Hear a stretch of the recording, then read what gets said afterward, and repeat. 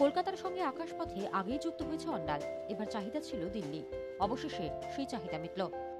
আগামী 22 তারিখ থেকে আমি শুনেছি যেটা সপ্তাহে 3 দিন করে চলবে এয়ার ইন্ডিয়ার সাথে।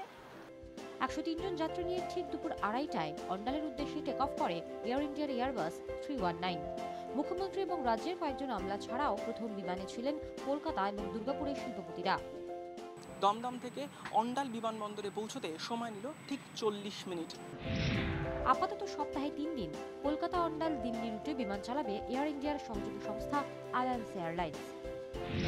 চলবে 125 আসন বিশিষ্ট এয়ারবাস। কলকাতা থেকে অন্ডাল হয়ে দিল্লি পৌঁছতে সময় লাগবে 3.5 ঘন্টা। তবে যাত্রী সংখ্যা নিয়ে সংশয় থাকায় ভর্তুকি দেবে অন্ডাল বিমানবন্দর নির্মাণকারী সংস্থা বিএপিএল। কারণ কলকাতা থেকে অন্ডাল হয়ে দিল্লি যেতে একবার খরচ করবে আনুমানিক 15 লক্ষ টাকা। ভর্তুকি বাবদ বিএপিএল দেবে 7 লক্ষ টাকা। ভিজিএফ মডেলটা সব জায়গায় চলছে, উই আর নো এক্সেপশনস। 70% অকুপেন্সিতেই আমার ব্রেক ইভেন হয়ে যাচ্ছে, আমার ভিজিএফ দিতে লাগবে না। But that is the model that they have adopted as a policy. Andal Naya Dilli যাত্রীবাহী বিমানের প্রথম সফল অবতরণ। যাত্রা সুখের ছিল, থ্যাঙ্কস টু এয়ার ইন্ডিয়া।